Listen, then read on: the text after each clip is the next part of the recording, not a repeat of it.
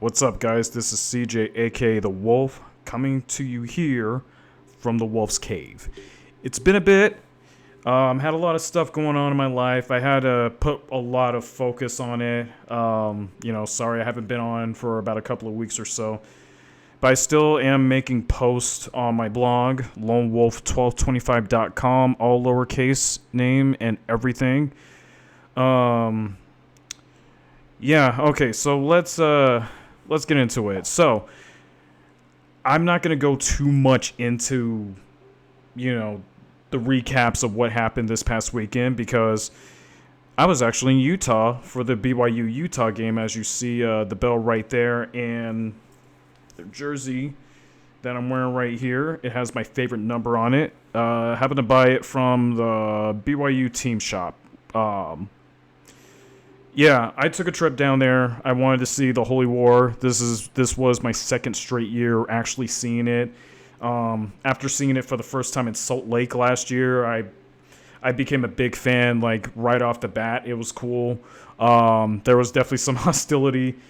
Fans are pretty awesome. They're really passionate about their schools and the rivalry and everything. And I think the games that I have gone to, besides like Provo and Salt Lake, I've been to other games thus far in my history, and I've never been to a school for a game to where I have fans actually telling me history about both Utah and BYU. Like I was surprised and I was blown away. These were some pretty kind and nice people. The fact that I was able to have a conversation with them, learn about their life, their history of being here in Utah, because some of them lived their whole entire life. It was pretty cool. It was pretty awesome. I had a great time. Just overall, just being in being at Provo. Which technically I was kind of around Orem. That's where I was kind of like staying at. But I did go to Provo for the football game and everything. But I also had some time between days to do what I want to do.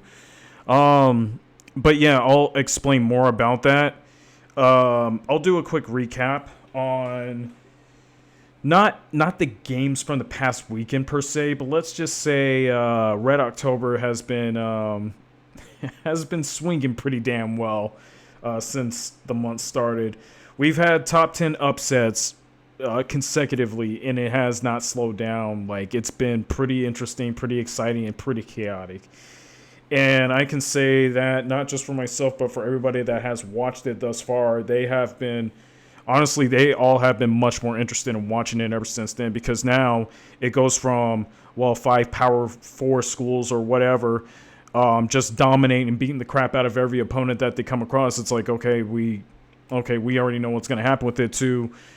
Okay, now there's some competition. We can actually see if there's a chance that that lesser team or the underdog can actually beat those top ranked teams. And it's been good. Like I've had a great time with it. I'm keeping tabs on it. And once we get into November, I'm gonna have something pretty interesting for you guys to listen to or watch for. So yeah, just stay tuned for next month. I think prior to the CFP rankings coming out on a Tuesday, but yeah, it's coming close, about 3 weeks away.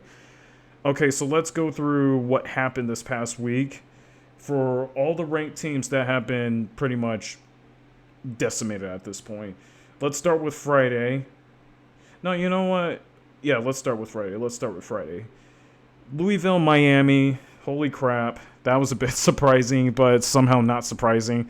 Louisville's kind of one of those ACC teams that likes to be pesky a little bit. They have a good defense. They're pretty physical.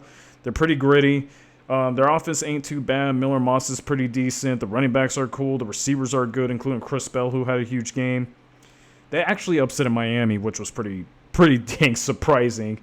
Again, not surprising, but Carson Beck did not have a great game. Some of the moments that he had with Georgia, I think midway through, is something that I saw in that game. He threw 4 freaking interceptions that pretty much just ended it. Like the first 3, Miami's defense are still good. They did not allow a point off of those turnovers. But the fourth one that Carson Beck threw, that pretty much ended their opportunity of coming back and winning the game. That's definitely disappointing. Just seeing what they have done this season and just seeing how that happened. I think Miami fans have to be worried because they've had this situation happen before to where they got off to a quick start and then all of a sudden they kind of fell apart a little bit. They should bounce back, but I think once we get into November, I think this is something where they got to hold their breath a little bit. We continue on with Nebraska and Minnesota. Nebraska struggled. I listened to the podcast. Well, I listened to Pat McAfee on my drive over to Orem, and they had a one-on-one interview with Matt Rule. I didn't realize the game was like the next day because I left on Thursday when he had that interview, and they were talking about Nebraska's opportunities and stuff. But it's just like they got to take one game at a time, see what happens. They got to travel to Minnesota. Minnesota's an okay team. They're balanced. They're more defensive minded than they are offensively. But offensively, they can beat the crap out of you like when the moment strikes them. And that's kind of what happened with the game. Nebraska just struggled. They really couldn't get much going, and they had some opportunities, but still they kind of struggled, man. So the one chance they had to actually try and make a run to get into a CFP positioning, that pretty much got subsided after Minnesota upsetted them. So, yeah, Nebraska had a good run for a little bit, but I don't know. I just wasn't sold on them after the first game against Cincinnati, and that game pretty much proved it. Going on to Saturday, and man, there has been some good games, man. It wasn't too interesting in the morning, but still, there was some good games. There was even some games that kind of scared a few teams a little bit, like Georgia Tech being an example against Duke. It was a physical game. Duke didn't allow a touchdown for a little bit before Georgia Tech finally kind of got things going and then shut down Duke after that. But let's start with the morning game with LSU and Vanderbilt. I'm so happy for Diego Pavia and Vanderbilt. They got a big win, 31-24 at home against LSU. I kind of figured this was coming for LSU. They have not been great on offense. I felt like they were just inconsistent. You could tell me they got a good quarterback in Garrett Nussmeier, but he was getting the crap beaten out of him for some parts of the game, honestly. And, he's been getting lit up pretty much his entire season. Thank goodness Joe Burrow didn't have that happen to him when he was playing for LSU because, it could have been much worse when he got to the NFL. So just looking at Garrett, man, he just looks so beaten up. But, the offense was still trying. The defense was doing their best to try to keep him in the game, but they weren't having that great of a game with Diego Pavia and Cedric Alexander and the rest of the guys just kind of like putting it to him, man. Looking at Vanderbilt, they might have a shot. They just got to keep doing what they're doing, knowing for the fact they got tough opponents they got to deal with. If they're able to get past Mizzou, I don't think there's much competition in front of them except Tennessee. But we got to see where Tennessee is at this point after losing to Alabama and also Georgia as well too. And then let's see. Ole Miss and Georgia. Now I got to watch, I think, 2.5 quarters of this before I took off to get a parking spot for the BYU-Utah game. And Ole Miss had leverage on Georgia throughout the game, but Georgia ended up waking up and actually doing the same to Ole Miss. But while I was driving, I was just listening, and I was hearing that Ole Miss's defense was getting tired more than Georgia's. And my thought was, eventually at some point, Georgia's going to take control of this game. Their defense has not been great, honestly. Like, in any case, we've seen this with them against Tennessee and against Alabama. There's times to where they're struggling, and it has to come down to Gunnar Stockton having to carry this damn team and keep him in the game. And that's exactly what happened again. But once it got to the fourth quarter, once Ole Miss got really tired, the offense just knew that they had this. It just came down to the defense. And once the defense started clamping down on them, Ole Miss couldn't do anything. They were shut out in the fourth quarter. They were literally clamped down, and Georgia finished them off. They came back, and then they won the game. They scored 17 unanswered points and was able to pull it off 43-35. So like some of the craziest things that Georgia gets themselves into. But for Kirby Smart, he just knows they can find a way to win. They're going to play all 60 minutes of the game. It comes down to the opponent to do the same thing. Let's see. I'm trying to choose who's next. Texas Tech and Arizona State. Oh my God, I rooted for Arizona State because I wanted to see what would happen with the BYU Utah game tonight. And if Texas Tech loses this game, then this opens the door for BYU taking the top spot or Utah trying to get themselves back in. And Arizona State, great win on that one. That was something I was hoping for, and they played their butts off, man. Like, Texas Tech was not doing well for about 3 quarters or so, but then they woke up, they came back, they quickly scored the last 2 scores to take the lead. But Arizona State, they were straight focused on trying to get back and winning this game, and they were able to do it and pull it off. So, congrats to Arizona State. Thank you for opening the door for the chaos of the BYU Utah game. This is something we really needed. In the middle of that game was Boise State and UNLV. UNLV loses their first game of the season to Boise freaking State, of all freaking teams, man. I was kind of hoping this would be an opportunity of UNLV actually taking this game away from Boise State, but Boise State just destroyed them. So, Boise State is still freaking Boise State. I don't know who can beat them. It could be Nevada this weekend, but I don't freaking know anymore at this point. I want Nevada to do some soul searching after that game unless they somehow pull off an upset out of nowhere, which has not been done in a long time since Colin Kaepernick was the quarterback over there. But where does UNLV go? They could still play for an opportunity of trying to get into the conference championship. But now they got San Diego State to go through. And Hawaii, surprisingly out of nowhere, 6-2, bowling now. They have to get through them as well, too. So I can't wait to see how this ends for the Mountain West. Hopefully with Boise State losing at some point, too. And then we got this game that I was at in person that I was looking forward to since last season. BYU and Utah. I'm sounding like RG3 a little bit, and I did not know he was at the game, honestly, to broadcast it. But yes, Utah BYU was a great game. It was awesome. I enjoyed it. I enjoyed it from start to finish. I was familiar with how to get into the stadium. I got to explore a little bit before I got my seat and everything, and I was kind of I got to a certain area, and then I saw the Arizona State Texas Tech game was still on TV, so I watched it. And then after that, went to my seat, got comfortable. But I wasn't expecting to have a seat cushion provided for me because I am a young kid surrounded by a lot of older people. So I don't know what that was all about. I'm in my mid-30s, but it doesn't mean I need a seat cushion. I'm okay with sitting on the bleachers. I'm used to this type of thing, man. I ain't old. But, I got my seat and everything. Got comfy, got locked in to watch the game. And, it was nice, man. I got to see a lot. The view still, man. It just can't be beat.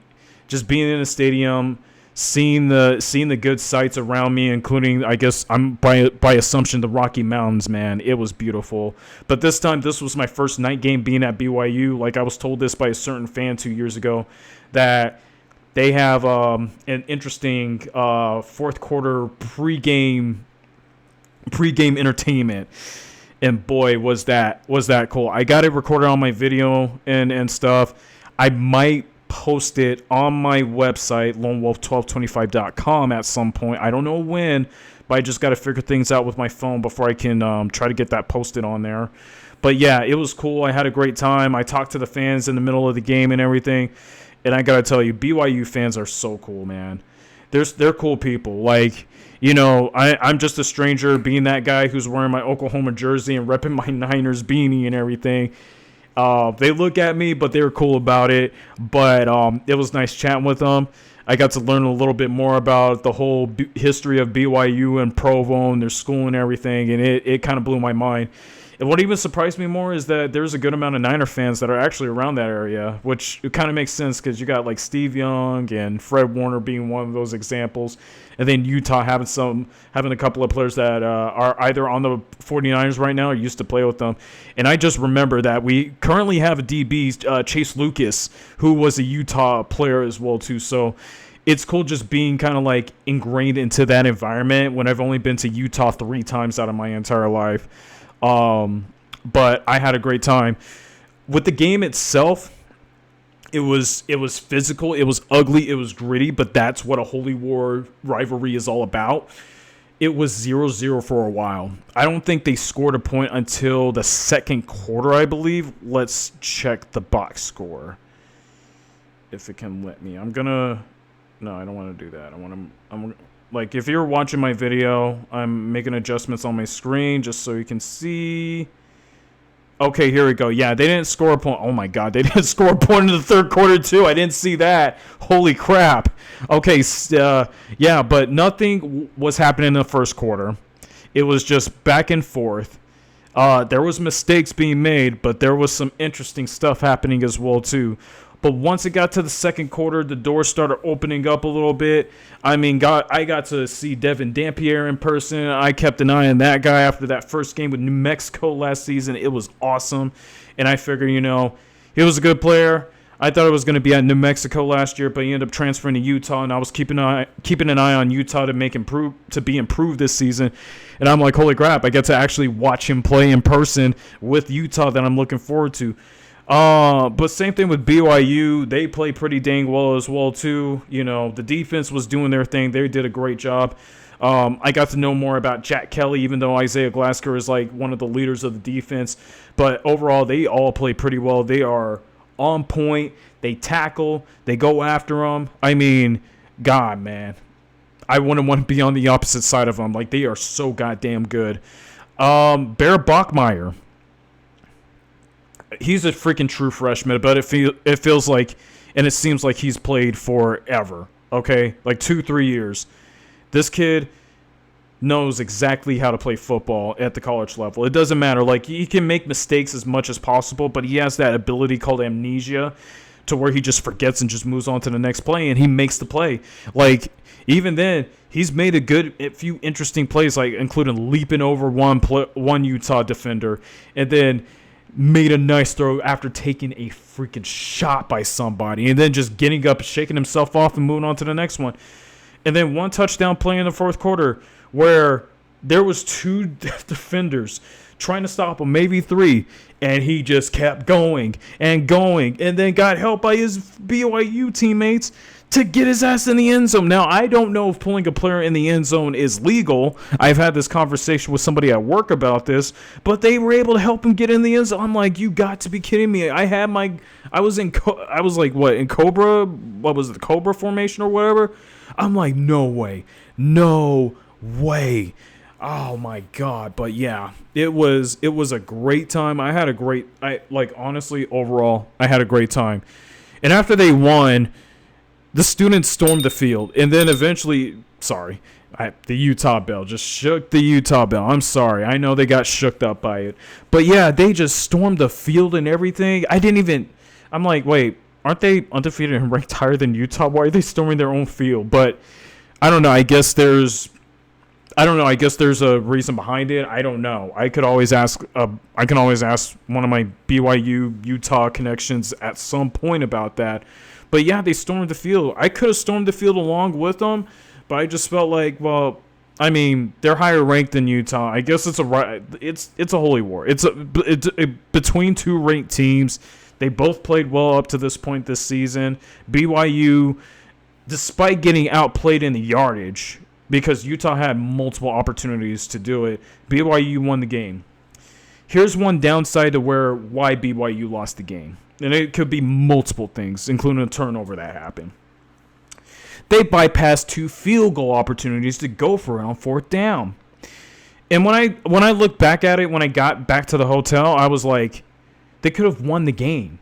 All they had to do was just kick 2 field goals instead of going on 2 4th down plays, which I kind of explained with somebody on a podcast about that situation. you got to know exactly your situation. Like, if, like, I don't know, it's just my opinion. If it's a close game and you're not that far down and you're on 4th down and 3 or something, I know everybody has their own situation. The analytics say if it's 4th and 3 or less, or 4th and 1 or whatever, go for it. But if you're playing a situational game like this game was, with how ugly it was, just kick the fucking field goal. Like, what's the worst thing that can happen? I know the kicker is younger than BYU's kicker was just more experienced, but I would have gone for the 2 field goal kicks and then just seen what happened. Unfortunately, it didn't happen, and I felt like that pretty much cost their winning opportunity for it. But Utah still played good. Devin Dampier, man, dude, the guy is just, he's awesome. I think he's going to get better as the season goes on. And then if he's still there next year, like, I expect him to be just, like, on point, getting Utah into the top 10 at some point. Maybe, hopefully. We'll see. Because BYU is looking more consistent. But, yeah. Like, okay, so this is where I'm going to go into a different conversation about this. Kind of related to it, but not related to it. So, none of you know this, or if anybody that listens to my stuff that know me really well, they would know this. But if you don't know this, I travel out to games in person because I want to scout. I want to do my own analytics work as far as, like, the overall team performance, like who's, like, the players that stand out, who's an impact player, who might be the player of the future that will work out for a team, or maybe go into the transfer portal and be a good situation for another team. I've been doing this since 2023. I've gone to a few college games in the past, like especially my UNR game, Nevada Reno, Nevada Wolfpack. I've gone to a few Nevada Wolfpack games since I moved up here. I've been to a couple of Fresno State games. I went down to UCLA to watch UCLA Oklahoma. You already know about the BYU situation. I went to a BYU game when Oklahoma played there. I went to a Utah BYU game, 2 Holy War games, in back-to-back years, and then I went to the Red River Rivalry back in 2016.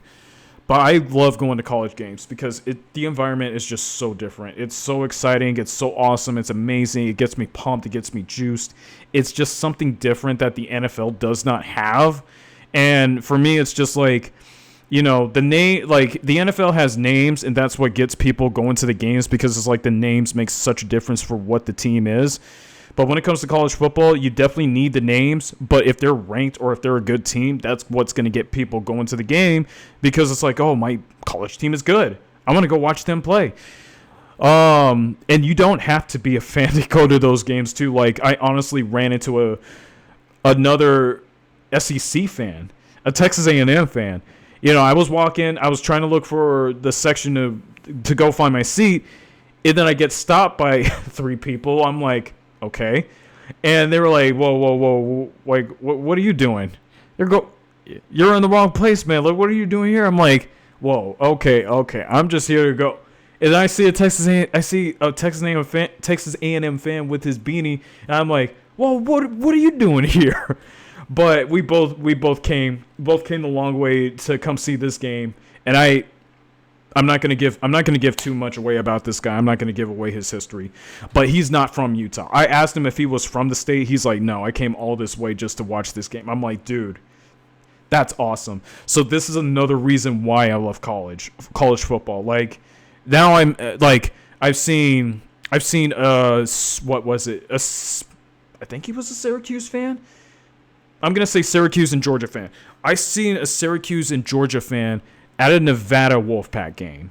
That I don't understand. I would usually see Boise State fans or Colorado State fans or even to an extent Indiana and Purdue fans because there is some of those Indiana fans that live in Nevada. That's why I was really surprised.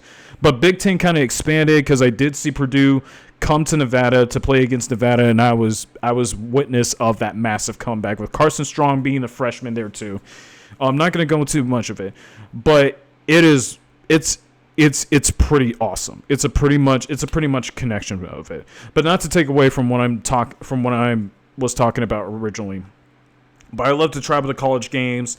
I love to go see different teams in different environments play and just get the feel like, okay, what is this all about? I want to know the vibes of other college games. I want to know the vibes of fans over there. I want to know the vibes of the program and the environment.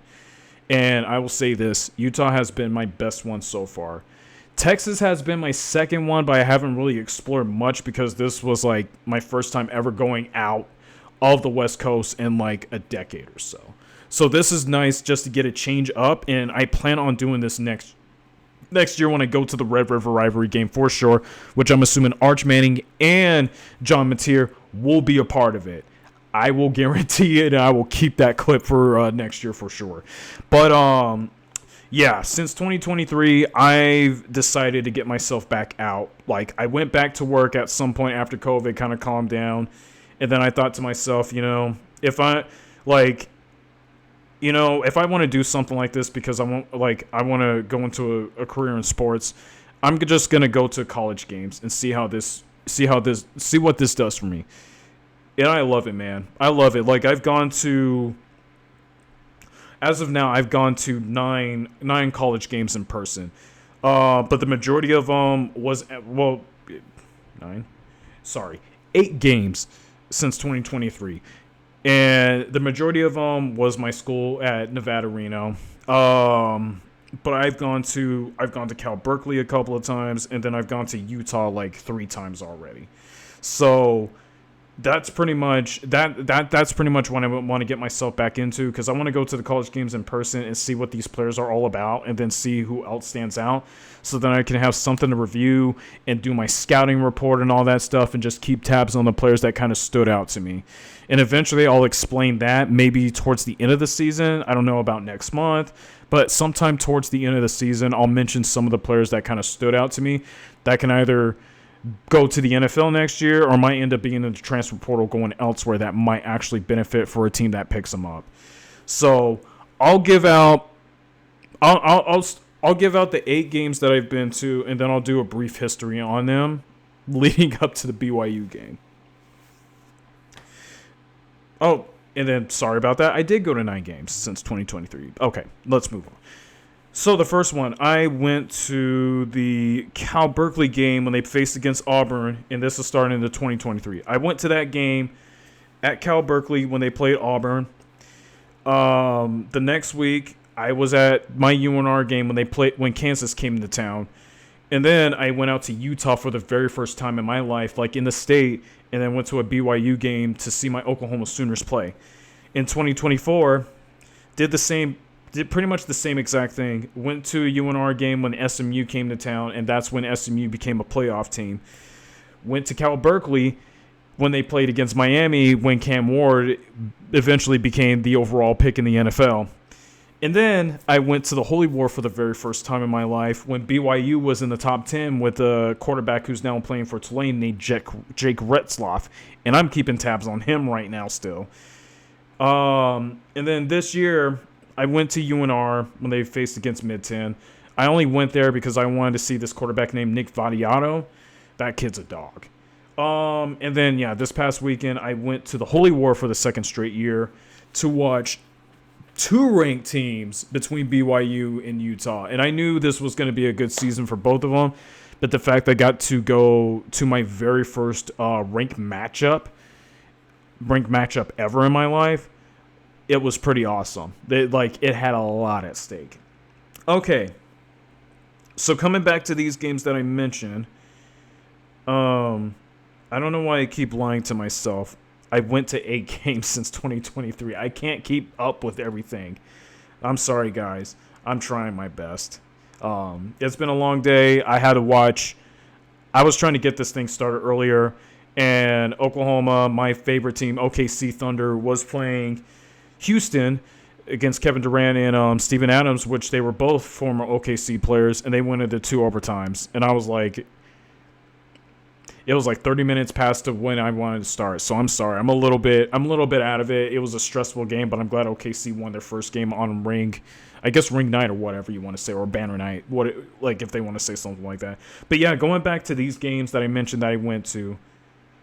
Funny thing, all those games that I went to prior to this Holy War game that I went to this past week, all the road teams won. So, it was kind of interesting to me. Well, actually, now that I bring that up, with 9 games, including going in 2021 when Air Force came to town to play UNR, I watched all 8 of those games resulting in road teams winning. And I thought to myself, is this the road I'm going to be taking for a while, getting back, like going into college football for my career? Because I have not seen one home team, not even my school, win a home game. And I'm kind of disappointed with that, but at the same time, it's like it's really exciting because like seeing the home fans be really disappointed after they lose, it's like it's really uncomfortable seeing it. But I feel for them because that happened with my UNR like 3 freaking times already. And it sucks, man. It sucks. But yeah, for like those 8 straight games, for 7 of them, and then 2025 with this one when UNR played mid-10, it's like, am I ever going to catch a break to when a home team's finally going to win? And then this when the Holy War game came. So before BYU won, I already had my predictions planned. I kind of knew who I was going to pick. I was kind of waffling a little bit because like their stats are so similar and they play a similar style of football, so I knew it was going to be close and physical, and it was really difficult. And I asked myself, is this finally the game where the road ends for me and the home team wins? And I had to have faith and just believe. And faith is a strong word because I went to a school that was hosted by a religious team, surrounded by Mormons. So you know where this is going. So it's like I had to have faith and believe the road ends with BYU beating Utah. And it's going to be a close one. I don't know how this is going to go because it's going to be ugly. It's going to be gritty. And you know how it is. Like BYU and Utah play that game. play that style of game this season. And it honestly worked out for me. I would have liked Utah to win just to make things more interesting with the Big 12. Like, it has been good football thus far with Big 12 football. But I kind of wanted – I picked BYU to win. I felt like they were just slightly the better team being at home. They have all that experience on both sides. And then you have a freshman quarterback that seems like everybody has faith in, including Kalani Sitake, who has really hit his mark with this program after a 5-7 season 2 seasons ago.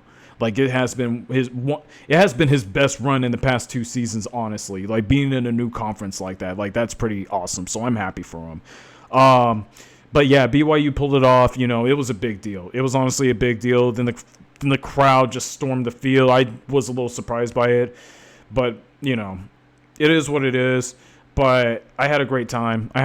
Seeing it, and it's great to know that I finally got to witness a home team win after pretty much 4 seasons of hoping that a home team would win, like even my own. So, yeah, that's it for me. There was a lot more that I could go into as far as just like talking about the players that I keep tabs on, but that'll have to be for another time. I kind of figured I wanted to hit the 30-minute mark or so. But yeah, I'm for anybody that listened to this and got this far with it, thank you so much for just, listening to me chat about my past weekend, my experience, and just going over some of the stuff. I'm trying to get myself back into it because I've had a lot going on in my life as far as like work and stuff, and I had to focus more on it. But I still do my blog. And as I said before, I do have a blog, all lowercase, lonewolf1225.com. You can check out my posts. You can check out my power rankings. I usually have my like season prediction of who's gonna like finish in the standings for the NFL and who's going to the college football playoff and all that. You can check all of those out on there. And then eventually I'm gonna update my my podcast video onto that website as well too, for kind of like a highlight thing. I don't know if I want to put a whole entire video on there just for you guys to see. I don't want you guys to sit through all that. So yeah, we'll see what I come up with for next time. This was pretty much what I wanted to talk about. Like, this is what I do. And, you know, I hope I can do this one day as a career, just kind of like being an insider, but also like analyzing the games and everything that I saw, and just kind of give my feedback on the whole entire thing. So yeah, so hopefully all of you have a great day, evening, night, wherever you are, whatever you are and whatever you're doing. Hope you all have a great, hope you all have a great time. This is The Wolf. Peace out.